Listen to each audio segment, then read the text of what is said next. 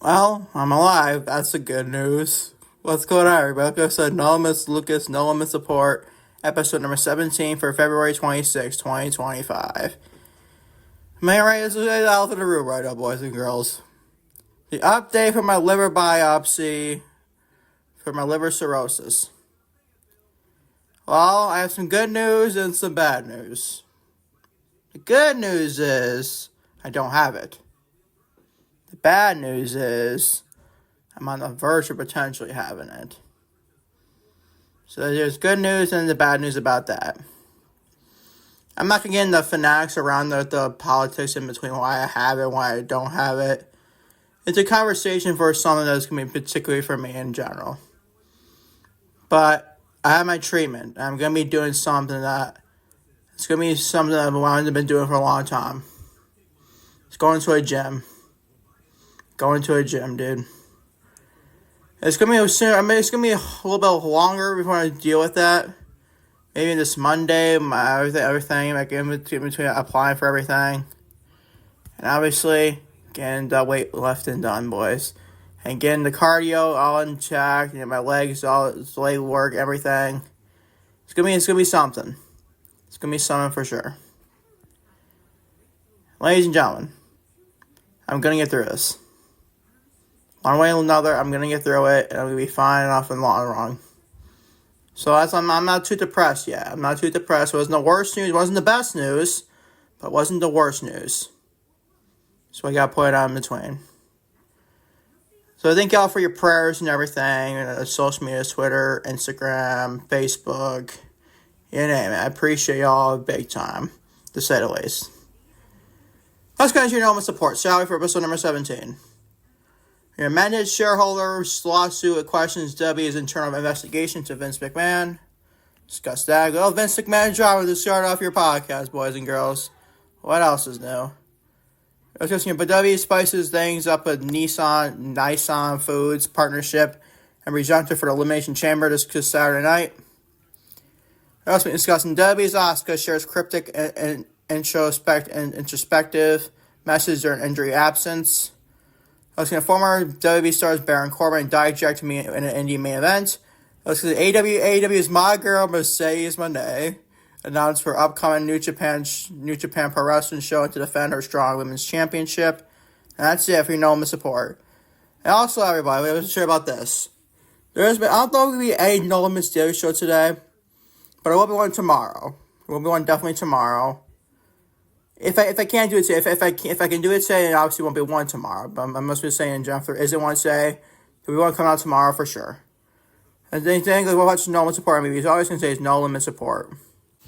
Starting with, you guessed it, amended shareholder lawsuit questions W's internal investigation to Vince McMahon. While W remains a defendant in both the Janelle Grant and Ranga Boys lawsuits and other legal matter, may soon be taken up their attention after a class action shareholder lawsuit filed against WWE and Delaware was resurfaced. I can't frickin' speak. Among the claims in the amended lawsuit are the former WWE chairman, Vince McMahon, manipulating, and I quote, manipulating the sale process, end quote, of WWE's sale endeavor / TKO in order to maintain a position of power within WWE, along with alleged details regarding the handling of McMahon by WWE's board of directors.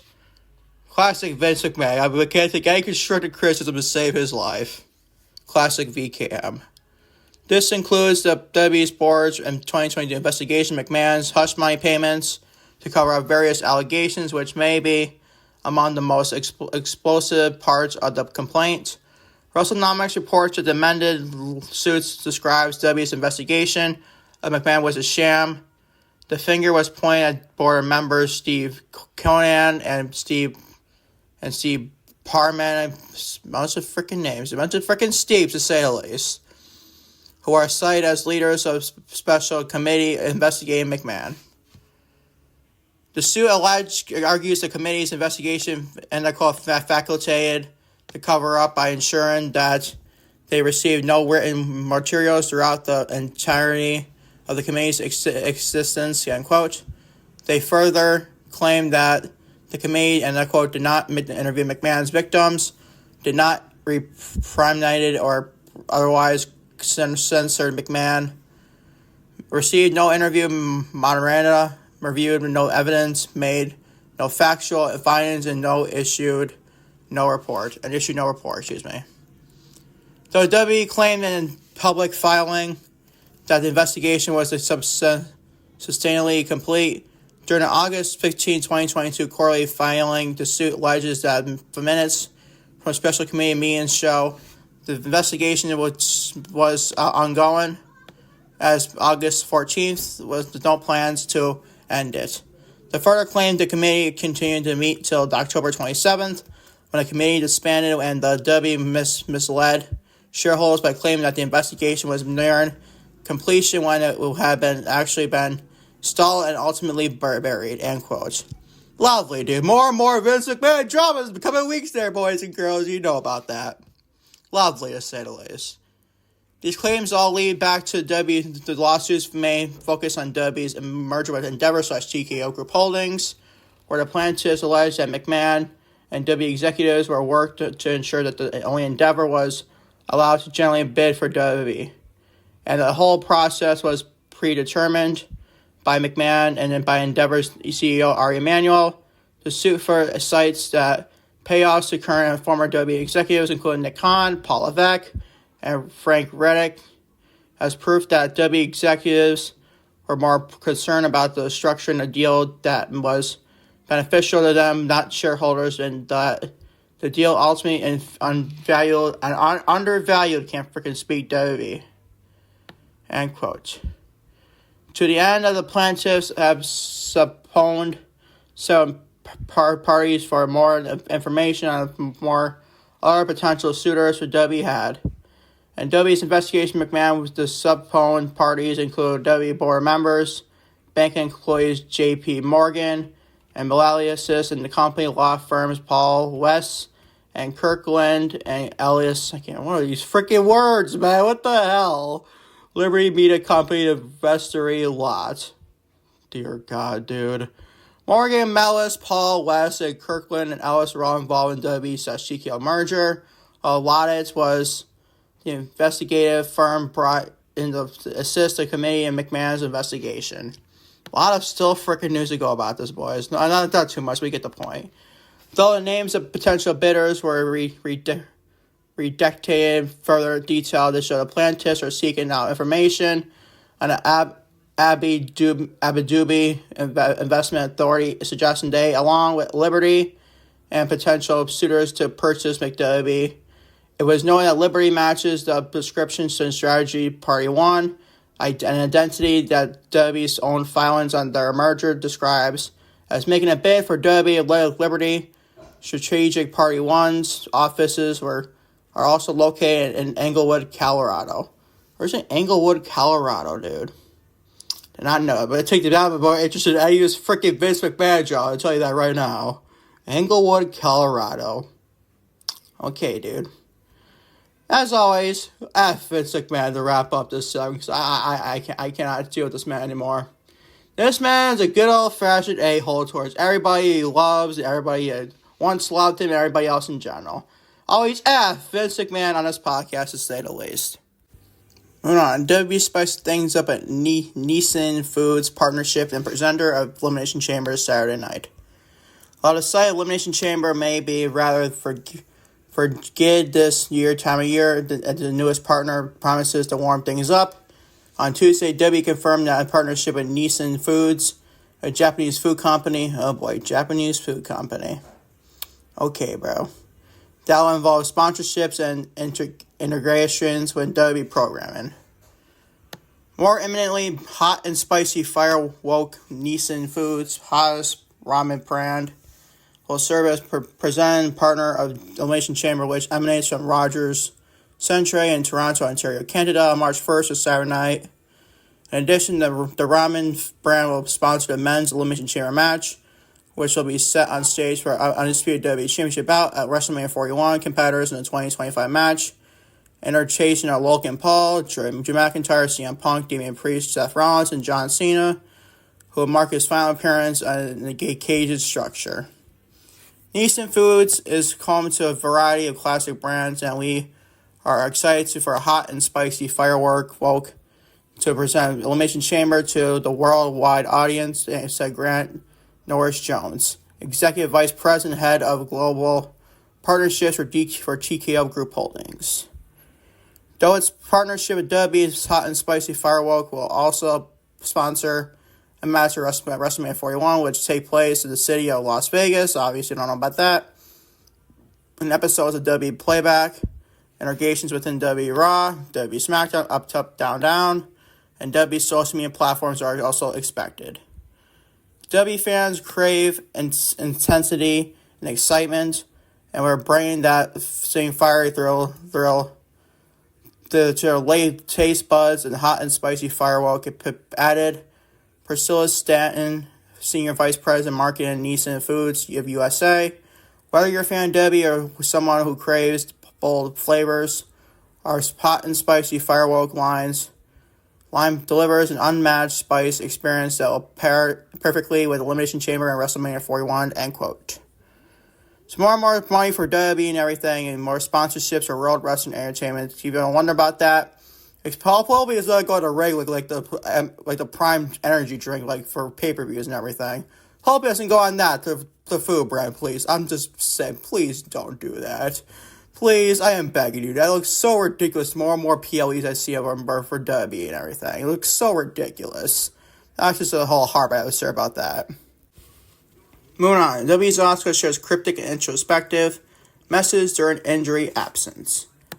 WWE star Asuka has been out of action since May of 2024 with a knee injury, but that hasn't been stopped with damage control from evolving in their months since the group turned heel from heel to babyface last summer, and Io Sky is preparing to challenge Rhea Ripley for the Women's World Championship on Monday Raw next week, which I freaking hate they know how I feel about that. Meanwhile, Asuka has been active on social media throughout her injury recovery, and the wrestler made a cryptic post on X this morning, also known as Twitter, that may or may not be directed toward the rest of damage control.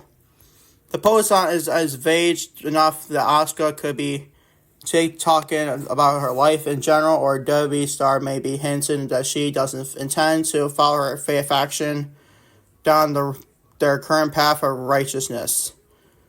If Sky is unsuccessful in her attempt to win the Women's World Championship next week, a few against Asuka could be on the cards leading to WrestleMania 41 in April, which would be freaking great if you ask me. Asuka versus Io Sky WrestleMania, sign me the hell up, bro. That'll be freaking phenomenal if you ask me.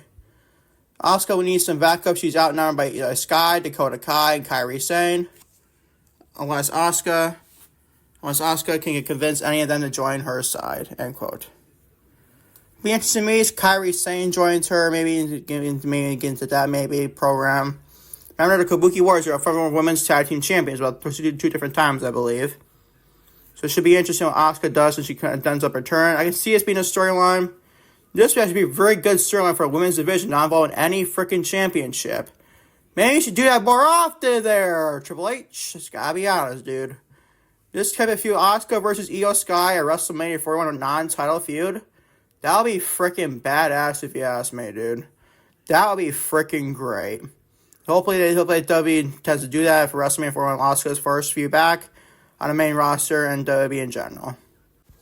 Former WWE stars Baron Corbin Dijak to meet in an indie main event match. Baron Corbin Dijak said farewell to WWE in 2024, with both men not having their contracts renewed, and now are enjoying their life on an independent scene as Bishop Dyer and Donovan Dijak.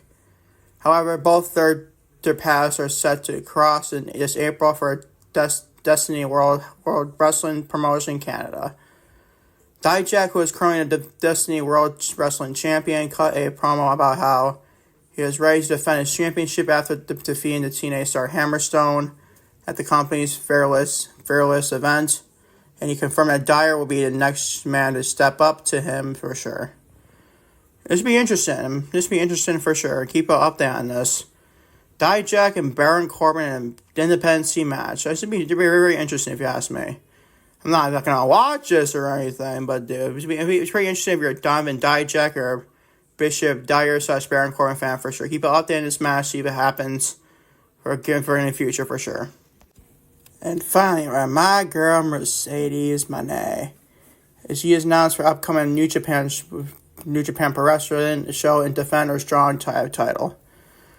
Mercedes Mone, my girl, has been a bright start to her year winning the Rev Pro Undisputed British Women's Championship from Mia Shirakawa at Wrestle Dynasty event on January 5th, 2025.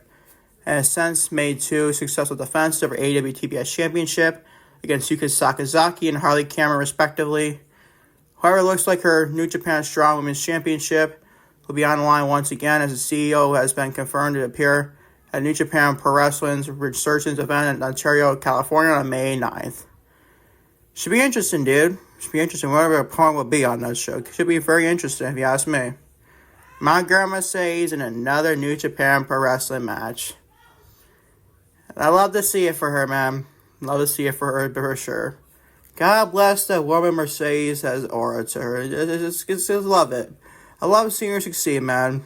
As an honest professional wrestling fan for her and everything. Feels good seeing her succeed, man.